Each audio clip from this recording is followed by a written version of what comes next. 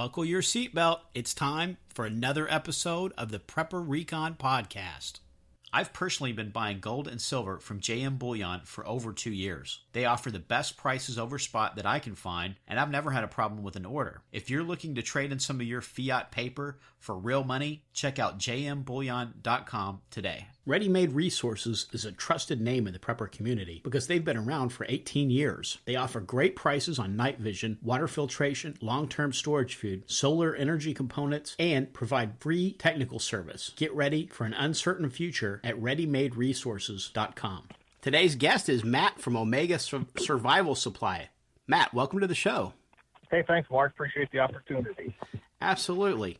Let's start out by telling the folks what woke you up to the need to be prepared. The $64 million question. So I've always been into the outdoors. I've been a scout. I consider myself still a scout. So I got involved in that, of course. So the outdoors has always been a part of my life. Still like to do that when I get a chance. But I guess so far as emergency preparedness goes, I've been doing it for about 16 years. And I think it was just, I've always listened to different talk show hosts and stuff that discussed political matters since a young age. So I had a good basis for paying attention to those types of things. But I guess it was around 2000 that I really started tuning in more in depth to the geopolitical sphere, as well as some of the concerning things that have been going on domestically. So I guess that's kind of what really ramped me up into overdrive on personal preparedness and just self-reliance. And so that was right around Y2K. Was that part of it for you? No, Y2K really, it registered, but, I was still a little bit younger at that point. I have found that most people are, 30 or right around 30 before they really start getting into this heavy. I know there's some of the old timers around that I know a few guys that were preparing even before Y2K. So we've kind of got a generation before us that led the way and put a lot of information out there, but of course it's kind of snowballed since then. I do see some youngsters come through, even 14 or 15-year-olds that are not only into the outdoors, but also onto the emergency preparedness and self-reliance thing. But I have found that it's, around about 30 years old when people really start getting into it, and it kind of goes up from there. Yeah, and I think that the generations before ours, I'm assuming that you're probably pretty close to my age. I think that they didn't really have the term prepper, but they lived a more resilient, self-reliant sort of a lifestyle. I know both of my parents grew up on farms, so something like an EMP would have had a much softer effect on them growing up than what it would have on our generation now. And I think that now, not only are we more dependent on these various systems, I think all of these systems have got so much more complexity built into them now, and that we've just built in so many more points of failure into the system. Would you agree with that? Oh, totally. A lot of people anyway are familiar with the Carrington event, which occurred in, I think it was, 1859, right. When, of course, we had very little or no electronic technology.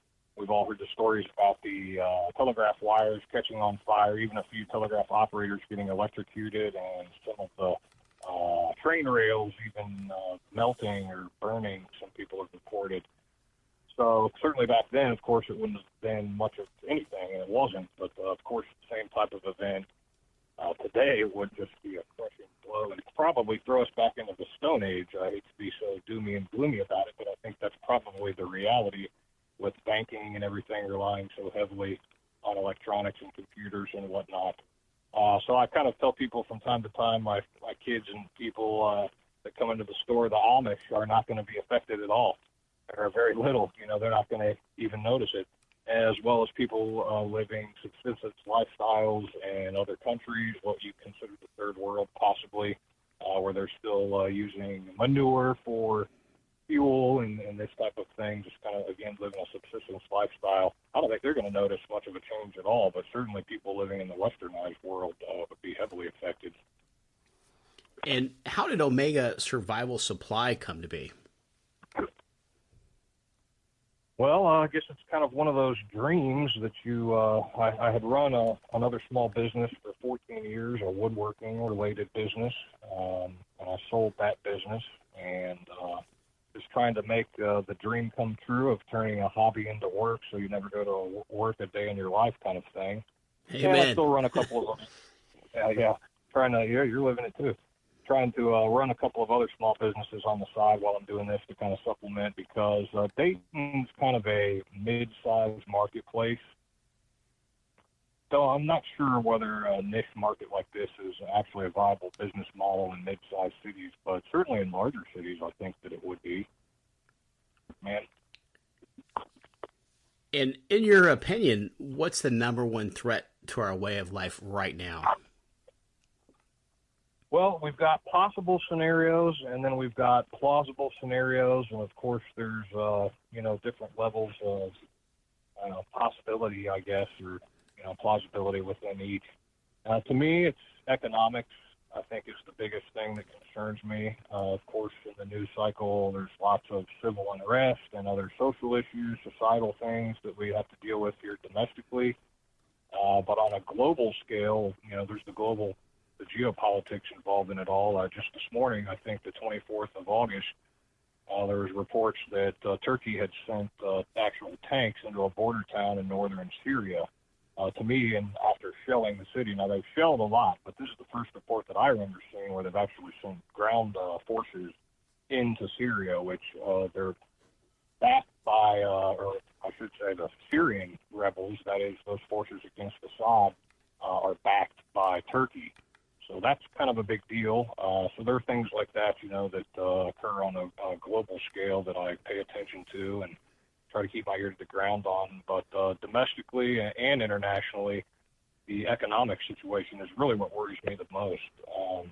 As you may know, the interest on our debt alone here in the United States is mathematically unpayable. I think you'd have to have something like 500% GDP growth to begin to get that under control. It's like having a credit card balance that's astronomical. The interest is just impossible to pay it off. So to me, the economic issue is probably the most plausible because it's already tomorrow. You could have mainstream financial people that you see, the talking heads on CNN or wherever, explain to you why the dollar just collapsed right now. And there'd be plenty of academically accepted reasons for why that happened. So it's almost like you're a dead man walking. It's really already happened, in my opinion, a humble opinion. The only thing that's really holding the dollar up right now is the fact that it's tied to, that it's the petrodollar. The fact that we can purchase oil, and generally the world must purchase oil, which of course is lifeblood economically, in the U.S. dollar, is really what's making it hold its value at this point. Other than that, as everyone knows, we went off the gold and silver standard in 1971, I believe because we had about $14.5 billion, or it was either billion, I think it was $1 billion in unfunded value in the dollar across the world, other countries holding $14.5 billion U.S. dollars, which did not have silver or gold backing in the Federal Reserve System. So I believe that's why, there's probably lots of reasons why, but that was the stated reason that Nixon took us off of the gold standard in 71 is because we just didn't have the money. And that, of course, became tied to the petrodollar, which is like what I said. I think that's what's the only thing really maintaining the value at this point, other than the future labor of your kids and grandkids and just the fact that people think that it's worth something.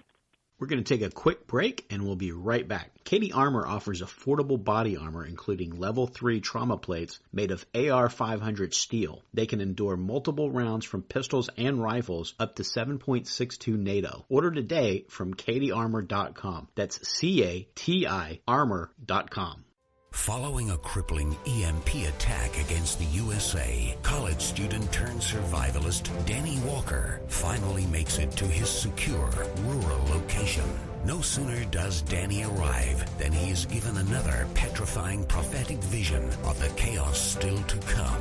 The country has been brought to its knees, and the thin veneer of civility has been torn to shreds by the savagery lurking just below the surface. Danny has survived the EMP, but will he live through the most vicious era in U.S. history? Buy Ichabod, Book 2 of 7 Cows, Ugly and Gaunt, from Amazon.com today in Kindle, paperback, or audio edition. We had a really scary period of hyperinflation from the time we went off the gold standard until Kissinger negotiated the petrodollar. So I suppose if we were to come off the petrodollar, which it seems like that we're really doing a lot to alienate a lot of the folks that are helping to prop that up, especially Saudi Arabia. So if we were to come off with that, the petrodollar, I suppose that we would expect to see similar types of economic disruptions as what we saw in that period between the coming off the gold standard and getting on the petrodollar. Well, I have no formal education in economics, but I would tend to agree.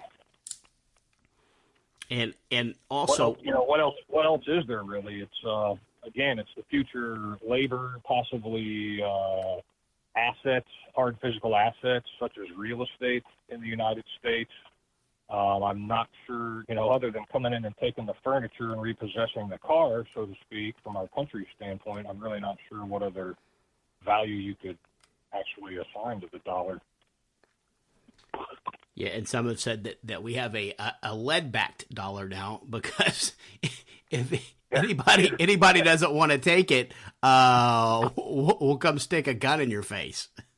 Yeah, we'll call it conspiracy or call it conspiracy fact, whatever you like. But I think that's what happened to Saddam. He threatened to go off the petrodollar, and wham, bam, there that was. Gaddafi was the same way, which many people sort of considered, not that he's some kind of angel or, any of these people that don't subscribe to the Western banking or, particularly want or have a reason to stay on the petrodollar. Not that these people are angels. I mean, I certainly think they're probably technically enemies of the United States and philosophy, et cetera. But you can just put 2 + 2 = 4 here, I think. You threaten to go off the petrodollar or buff the Western banking system, and you're going to be labeled a public enemy. And then there's the... Right or wrong, that seems to be what's happening. Yeah, and then another coincidence in that same vein was the CEO of Total of France, a big oil company in France, and he made a statement saying that it didn't make sense for France to buy dollar to sell oil in dollars and then have to exchange the dollars for francs, and that's about all he said. And then about 6 months after that, he was traveling to Russia, and a drunk snowplow driver drove straight into his plane when it was landing and blew it up. Was the driver recovered? Yeah. Or was it a remote control? Who knows, man? Who knows? Because it's in Russia, so you don't know. You don't have any idea. Between what the official story is and what actually happened, you'll never know. The only thing you know is he said something about it, and 6 months later he was dead, in very, very odd circumstances. Yeah. Yeah. Well, accidents happen all the time, right? Yeah. You drop barbells on your neck when you're working out, and you just all kinds of stuff. Fall out of the window, in a carpet, whatever. Or you get suicidal and you shoot yourself 3 times in the head. Right. Anything can happen, I guess. Stuff happens. Hey, do you pay attention to the WebBot at all? Do you ever follow that? No. No, not at all? Nope. Tell me about it. Tell us about it. Okay. All right. Well, the WebBot is WEBBOT, is something designed by a fellow named Cliff High. Yes, that's his real name, he claims.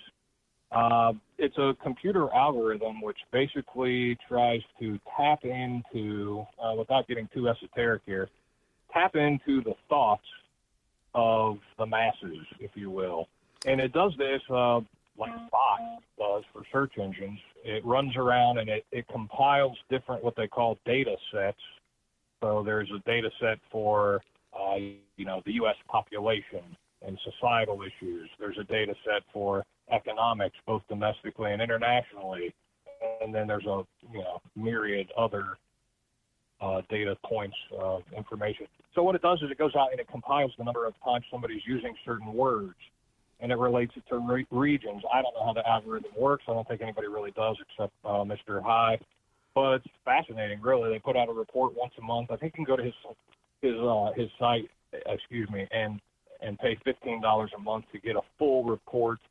But there are other people that kind of give synopsises of the report, usually around the first or second of each month of the previous month's report, and just try to give you a quick overview of what the full report said. But it's fascinating, and a lot of times you'll get what you call a webbot hit, where, the webbot predicts this happening because it's having so many instances of people mentioning it, and then, bam, it happens. That little banking crisis, which kind of turned out to be a crisis, non-crisis in the Italian banks, it kind of mentioned that. It was talking about the Panama Canal, and I hadn't heard a story on the Panama Canal for years, and it never brought up, and it mentioned the Panama Canal and how they could be having problems, and then all of a sudden, 2-3 weeks later, I'm hearing about the Panama Canal on NPR News. So it's talking big-time economic disruptions in the coming months. So I tend to kind of pay attention to that. So, yeah, if you haven't checked that out, man, check out the WebBot. I actually saw a YouTube video with him. So I had heard of that. I just I'd forgotten the name of it. But yeah, I had the CIA had something very similar. They had it was called Project. I